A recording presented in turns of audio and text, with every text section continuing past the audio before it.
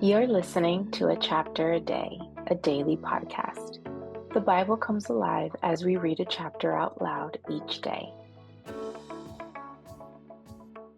Good afternoon, everyone. This is A Chapter a Day, and today we are reading 1 Samuel chapter 10. So previously in 1 Samuel chapter 9, we saw that the people, the Israelites, had demanded a king, and Samuel was disappointed, but he went to God, and God said, give him a king, and told him who it was going to be. We know that it's going to be Saul, but Samuel hasn't told Saul this yet. So in 1 Samuel chapter 9, he said, okay, send your servant away, and then come here, I got something to say to you, is basically what he said. And now we pick up in 1 Samuel chapter 10, and here's what it says. Then Samuel took a flask of oil and poured it on Saul's head and kissed him, saying, has not the Lord anointed you leader over his inheritance? And it says in a footnote, over his people Israel. You will reign over the Lord's people and save them from the power of their enemies round about. And this will be a sign to you that the Lord has anointed you leader over his inheritance. So all of that. And so they shortened it to anointed you leader over his inheritance. When you leave me today, you will meet two men near Rachel's tomb at Zelzah on the border of Benjamin. They will say to you, the donkeys you set out to look for have been found, and now your father has stopped thinking about them and is worried about you. He is asking, what shall I do about my son? Then you will go on from there until you reach the great tree of Tabor. 3 men going up to God at Bethel will meet you there. One will be carrying 3 young goats, another 3 loaves of bread, and another a skin of wine. They will greet you and offer you 2 loaves of bread, which you will accept from them. After that, you will go to Gibeah of God, where there is a Philistine outpost. As you approach the town, you will meet a procession of prophets coming down from the high place with lyres, L-Y-R-E-S, tambourines, flutes, and harps being played before them, and they will be prophesying. The Spirit of the Lord will come upon you in power, and you will prophesy with them, and you will be changed into a different person. Can you imagine? Once these signs are fulfilled, do whatever your hand finds to do, for God is with you. Go down ahead of me to Gilgal. I will surely come down to you to sacrifice burnt offerings and fellowship offerings. But you must wait 7 days until I come to you and tell you what you are to do. As Saul turned to leave Samuel, God changed Saul's heart, and all these signs were fulfilled that day. When they arrived at Gibeah, a procession of prophets met him. The Spirit of God came upon him in power, and he joined in their prophesying.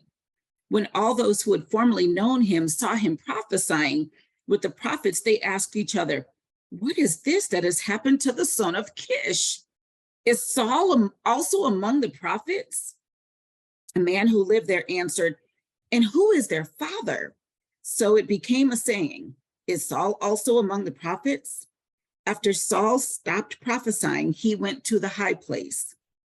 Now Saul's uncle asked him and his servant, where have you been? Looking for the donkeys, he said. But when we saw they were not to be found, we went to Samuel. Saul's uncle said, tell me what Samuel said to you.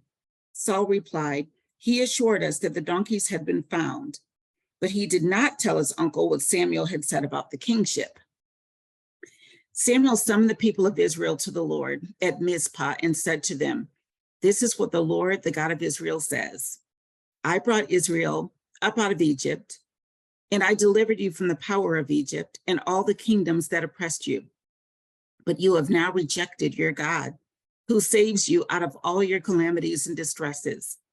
And you have said, no, set a king over us. So now present yourselves before the Lord by your tribes and clans. When Samuel brought all the tribes of Israel near, the tribe of Benjamin was chosen. Then he brought forward the tribe of Benjamin, clan by clan. and Matri's clan was chosen. Finally, Saul, son of Kish, was chosen. But when they looked for him, he was not to be found. So they inquired further of the Lord, "Has the man come here yet?" And the Lord said, "Yes, he has hidden himself among the baggage." They ran and brought him out. And as he stood among the people, he was a head taller than any of the others. Samuel said to all the people, "Do you see the man the Lord has chosen?